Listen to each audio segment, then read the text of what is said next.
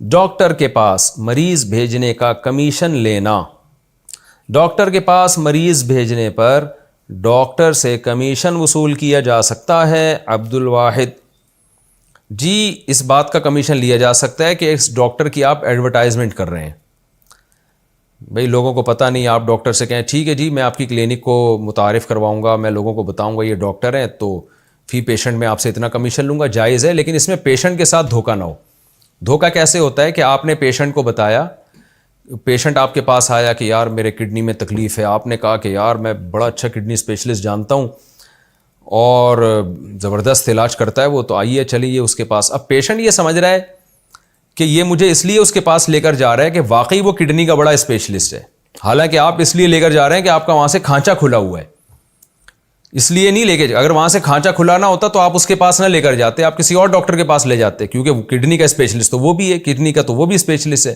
تو اس میں پیشنٹ سے دھوکہ ہوتا ہے. پیشنٹ یہ سمجھتا ہے کہ یہ مجھے اس لیے لے کے جا رہے ہیں کہ سب سے اچھا ڈاکٹر وہ ہے, حالانکہ وہ سب سے اچھا نہیں ہوتا, وہ سب سے گندا ڈاکٹر ہوتا ہے, اور آپ اس لیے اس کے پاس لے جا رہے ہو کہ آپ نے وہاں سے کمیشن لینا ہے.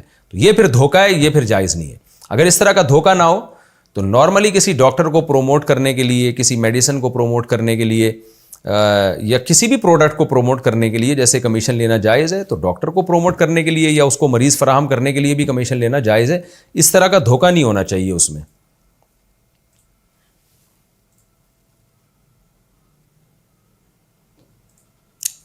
مسجد کی تعلیم میں نہ بیٹھنے والے کو برا بھلا کہنا. مسجد میں علماء کرام کے بیانات یا تبلیغی جماعت کی تعلیم کے حلقے کی کیا اہمیت ہے؟ اس میں نہ بیٹھنے والے پر ناراضی یا ملامت کرنا کیسا ہے؟ نور محمد مکہ مکرمہ سے. دیکھیں اس میں ناراضی کا اظہار اگر کوئی محبت میں کر رہا ہے تو جائز ہے, شرعی لحاظ سے تو جائز نہیں ہے, کیونکہ جو چیز شرعاً واجب نہیں ہے یقینی طور پر, تو اس پر آپ کیسے ملامت کر سکتے ہیں؟ شریعت میں لازم یہ ہے کہ آپ گناہوں سے بچیں, فرائض واجبات کو پورا کریں, اور شریعت کا موٹا موٹا علم جو آپ کی جس کی پریکٹیکل لائف سے تعلق ہو جس کا, وہ علم آپ حاصل کریں. تو اگر کوئی کسی مدرسے میں حاصل کر لیتا ہے, کسی یونیورسٹی میں حاصل کر لیتا ہے, کتابیں پڑھ کے حاصل کر لیتا ہے, یا کہیں اور کسی عالم سے حاصل کر لیتا ہے, اور وہ تبلیغی حلقے میں یا عالم کے درس میں نہیں بیٹھتا, تو اس کو یقینی طور پہ یہ نہیں کہا جائے گا کہ یہ گناہ گار ہے, اس لیے کہ جو مقصد تھا وہ تو دوسرے طریقوں سے بھی حاصل کر رہا ہے وہ. لیکن اگر کوئی اس لیے آپ کو برا بھلا کہہ رہا ہے, وہ آپ سے محبت کرتا ہے, جیسے ماں باپ بچے کو اسکول جانے پر ڈانٹتے ہیں, تو حالانکہ اب اسکول جانا کوئی فرض واجب تھوڑی ہے, لیکن ظاہر ہے ان کو محبت ہوتی ہے, ان کو پتہ ہے بھائی اس کا فیوچر تباہ ہو رہا ہے, تو اس لیے وہ ناراض ہوتے ہیں.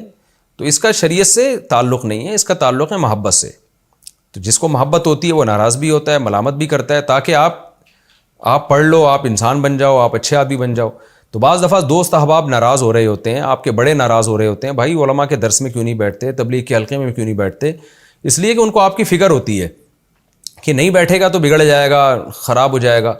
تو اس ناراضی کو یوں نہیں کہا جائے گا کہ گویا شریعت نے جب واجب نہیں کہا تو کیوں ناراض ہو رہا ہے, تو یہ نہیں, بلکہ کہا جائے گا محبت کی وجہ سے ناراض ہو رہا ہے نا.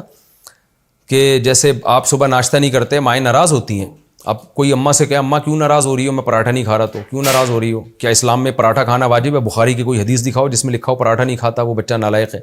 تو یہی کہا جائے گا بھائی ماں کو تمہارے فیوچر کی فکر ہے, پراٹھا جائز ہے ناجائز ہے, حلال ہے حرام ہے, یہ بحث کو چھوڑو. اماں چاہ رہی ہے بچہ کچھ ناشتہ کر کے جائے, پیٹ بھرا ہوا ہو, بھوکا رہے گا دوپہر تک, ادھموا ہو جائے گا, تو اماں کو فکر ہوتی ہے. تو ایسے ہی بعض دوست احباب ایسے ہیں, بعض علماء ایسے ہیں, بعض بڑے ایسے ہوتے ہیں, ان کو فکر ہوتی ہے آپ کی کہ یہ حلقوں میں نہیں بیٹھے گا تو بگڑ جائے گا, تو وہ اس بیس پہ ناراض ہو رہے ہیں. تو یہ جائز نہیں, بلکہ یہ ناراضی تو مستحب ہے. لیکن کوئی شریعت کا حکم سمجھ کے ناراض ہونا شروع ہو جائے, مثال کے طور پر آپ کی اماں ناراض اس لیے ہو رہی ہے کہ آپ پراٹھا نہیں کھاتے, اور پراٹھا کھانا وہ سمجھتی ہے اسلام میں لازم ہے, اور آپ گنہگار ہو رہے ہو. جیسے فجر کی نماز نہیں پڑھی تھی, اس کو غصہ آیا کہ نماز چھوڑنے پہ گناہ ملے گا, تو پراٹھا چھوڑنے پر بھی گناہ ملے گا. یہ ناراضی پھر ناجائز ناراضی ہو جائے گی. پھر اماں سے کہا جائے گا اماں پراٹھے کو پراٹھا ہی رکھو, ٹھیک ہے. مفتی صاحب اپنے بیانات میں 2-3 پراٹھوں کا ذکر کرتے ہیں, مگر کوئی سنت نہیں بن گیا اس سے.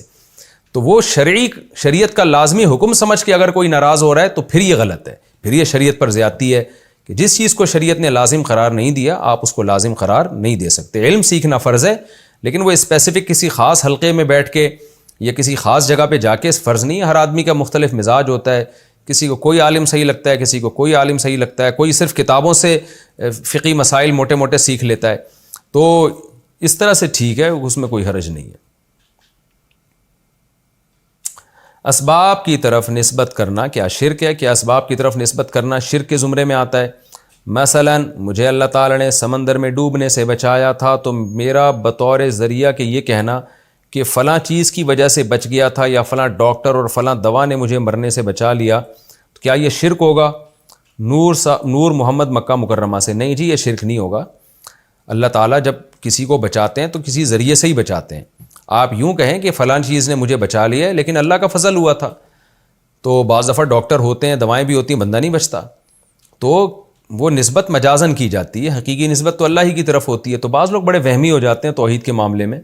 قرآن میں بھی ثابت ہے، اللہ تعالیٰ نے بہت سی چیزوں کی طرف نسبت کی ہے، یعنی کسی چیز کی نسبت اللہ نے چیزوں کی طرف کی ہے، تو خود قرآن اللہ جب اسباب کی طرف نسبت کر دیتا ہے تو اس کو تھوڑی ہم شرک کہہ سکتے ہیں۔ اس کا مطلب کیا خدا نخواستہ اللہ بھی شرک کر رہا ہے معاذ اللہ؟